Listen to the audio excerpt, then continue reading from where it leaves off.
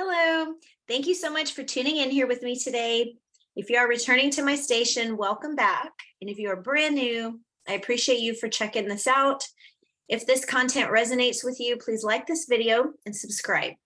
So I come each day to give holistic wellness and meditation, and we're going through A Course in Miracles. Today is lesson 133, and I will read you the lesson and then we'll reflect on this throughout our day. Now, if you want to wake up first thing in the morning and read the lessons, which is highly recommended, please find the website below, and you can look at the nonprofit for the words to the lessons each day. So you can wake up and have a meditation to access every single day.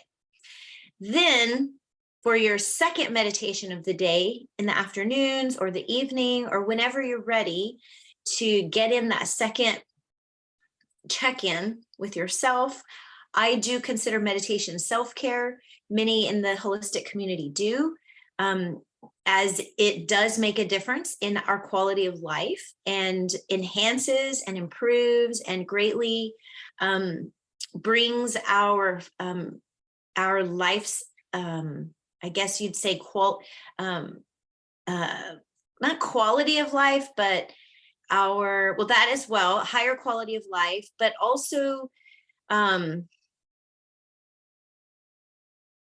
meaning of life.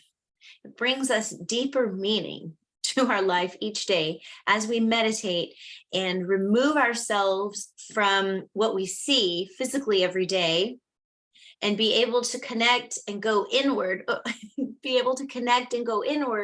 with ourselves, sit with ourselves, meditate on some good thoughts, and then bring that back out into the world, right?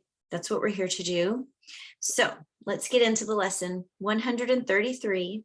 I will not value what is valueless. Sometimes in teaching, there is benefit, particularly after you have gone through what seems theoretical and far from what the student has already learned, to bring him back to practical concerns. This is what we will do today. We will not speak of lofty, world-encompassing ideas, but dwell instead on benefits to you. You do not ask too much of life, but far too little. When you let your mind be drawn to bodily concerns, to things you buy, to eminence as valued by the world, you ask for sorrow, not for happiness. This course does not attempt to take from you the little that you have. It does not try to substitute utopian ideas for satisfactions which the world contains. There are no satisfactions in the world. Today, we list the real criteria by which to test all things you think you want. Unless they meet these sound requirements, they are not worth desiring at all, for they can but replace what offers more.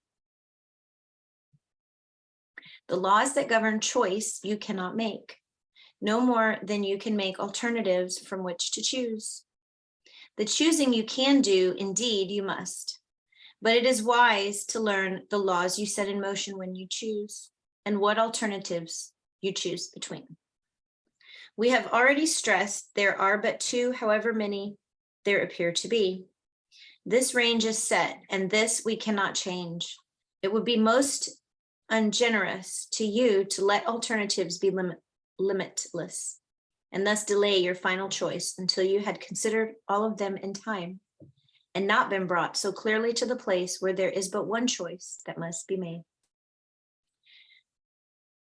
Another kindly and related idea is that there is no compromise in what your choice must bring.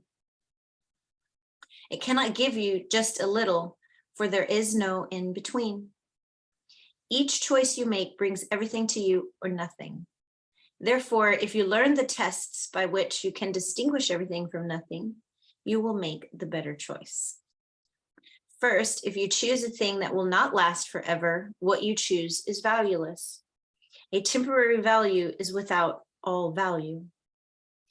Time can never take away a value that is real. What fades and dies was never there and makes no offering to him who chooses it. He is deceived by nothing in a form he thinks he likes. Next, if you choose to take a thing away from someone else, you will have nothing left. This is because when you deny his right to everything, you have denied your own. You therefore will not recognize the things you really have, denying they are there. Who seeks to take away has been deceived by the illusion loss can offer gain. Yet loss must offer loss and nothing more. Your next consideration is the one on which the others rest. Why is the choice you make of value to you? What attracts your mind to it? What purpose does it serve? Here it is easiest of all to be deceived. For what the ego wants, it fails to recognize. It does not even tell the truth as it perceives it, for it needs to keep the halo which it uses to protect its goals from tarnish and from rust, that you may see how, quote, innocent it is. Yet it is camouflage, a thin veneer, which could deceive but those who are content to be deceived. Its goals are obvious to anyone who cares to look for them. Here is deception doubled, for the one who is deceived will not perceive that he has merely failed to gain. He will believe that he has served the ego's hidden goals. Yet though he tries to keep its halo clear within his vision, still must he perceive its tarnished edges and its rusted core. His ineffectual mistakes appear as sins to him because he looks upon the tarnish as his own, the rust a sign of deep unworthiness within himself. He who would still preserve the ego's goals and serve them as his own makes no mistakes, according to the dictates of his guide. This guidance teaches it is error to believe that sins are but mistakes for those who suffer for his sin. For who would suffer for his sin if this were so? And so we come to the criterion for choice that is the hardest to believe because its obviousness is overlaid with many levels of obscurity. If you feel any guilt about your choice, you have allowed the ego's goals to come between the real alternatives, and thus you do not realize there are but two. And the alternative you think you choose seems fearful and too dangerous to be the nothingness it actually is. All things are valuable or valueless, worthy or not of being sought at all, entirely desirable or not worth the slightest effort to obtain.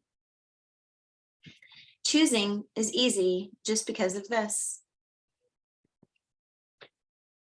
Complexity is nothing but a screen of smoke, which hides the very simple fact that no decision can be difficult. What is the gain to you in learning this? It is far more than merely letting you make choices easily and without pain. Heaven itself is reached with empty hands and open minds, which come with nothing to find everything and claim it as their own. We will attempt to reach this state today with self-deception laid aside and with an honest willingness to value but the truly valuable and the real. Our 2 extended practice periods of 15 minutes each begin with this. I will not value what is valueless, and only what has value do I seek, for only that do I desire to find. And then receive what waits for everyone who reaches, unencumbered to the gate of heaven, which swings open as he comes. Should you begin to let yourself collect some needless burdens, or believe you see some difficult decisions facing you, be quick to answer with this simple thought. I will not value what is valueless, for what is valuable belongs to me. Amen. Thanks again for starting your self-care practice and tuning in here with me each day. If you're looking for holistics at the Meditation Center, please find my website below in the description. And I love you and I look forward to seeing you in the next video. Bye.